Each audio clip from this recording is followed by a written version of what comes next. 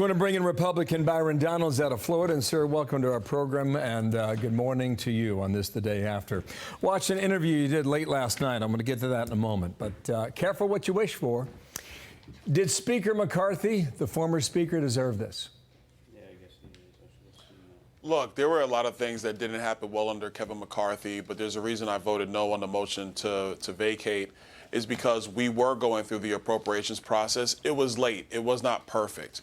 We were trying to be conservative in our spending bills. I wanted to cut a lot more, but at the end of the day, we should have finished our work. And right now, there's no ability to do anything on the House floor. We set out a schedule to get all of our work done by the end of October. That schedule is now going to get tossed out of the window. So what happened with Kevin is something I did not want to see happen. But our job right now as a Republican Party in the House is to come together, figure out who the next leader is going to be, and then we got to get back to work. Okay, so some of the criticism is that you took 6 weeks off and went on August break. But who's to say if you stayed in Washington that you would have made progress given the rub that we've watched over the last 2 days? Well, look, the criticism is fair. There were many members like myself who said we need to stay here and figure out this stuff with our appropriation bills before anybody goes anywhere. At a minimum, we have to make sure we have a steady working schedule through the August recess. That did not occur. One of the things that was happening even before the August recess is that there was an impasse on how much we wanted to spend. Members were communicating that to the leadership team, and it really just didn't get anywhere fast. So it's frankly a failure on all sides at this point in time. But Kevin McCarthy, he was the leader of the House, and there were enough members to say, you know what, we want to see a change, and that's where we are right now. Okay, a couple of things here that maybe the audience doesn't recall. But you said last night, you said every member has a voice, which is a great thing to say, sir, but when you've got a 4-vote majority, I mean, easier said than done, right? I mean, it's a very different way to run the House. What Speaker Pelosi did in 2019 is she changed that rule. She said you have to have a majority of the caucus to vacate the chair, to have a vote to remove the speaker. And Speaker McCarthy negotiated in good faith with people like Matt Gaetz to change that back to 1 member of the caucus.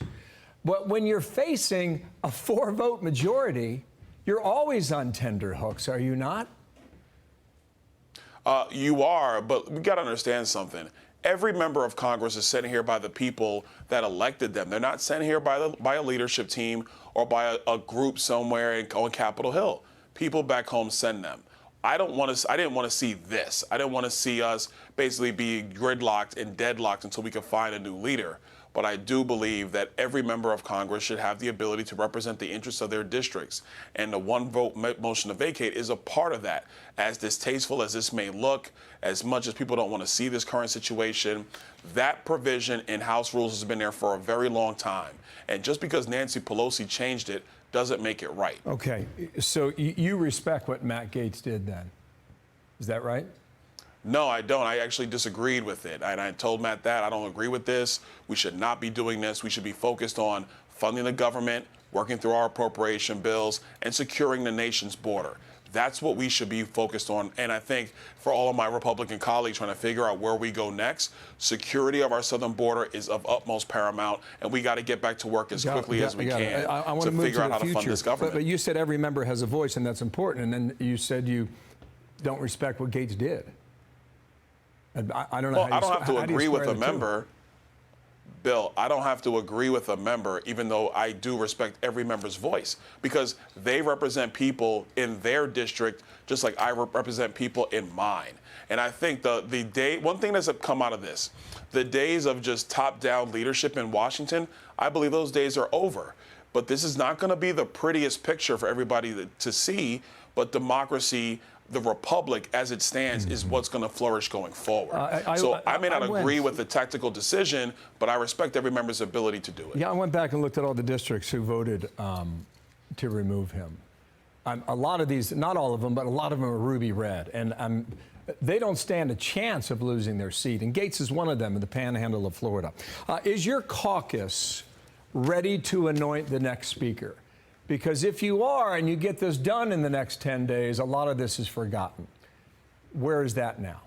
Look, I think members are going to get there pretty fast. There were a lot of conversations last night, everybody trying to figure out what to do next.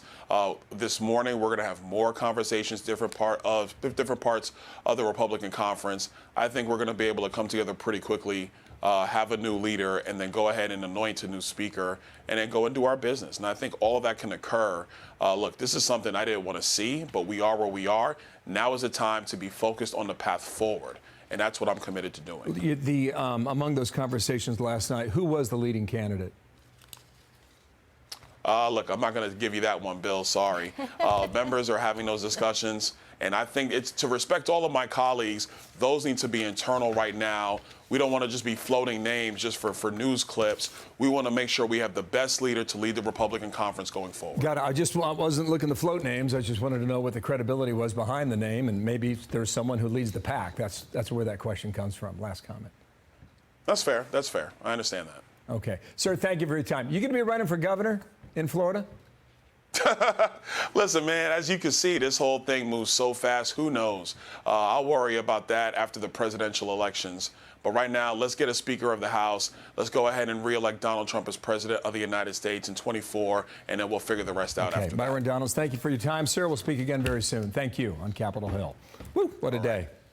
I'm Steve Ducey. I'm Brian Kilmeade. And I'm Ainsley Earhart. And click here to subscribe to the Fox News YouTube page to catch our hottest interviews and most compelling analysis.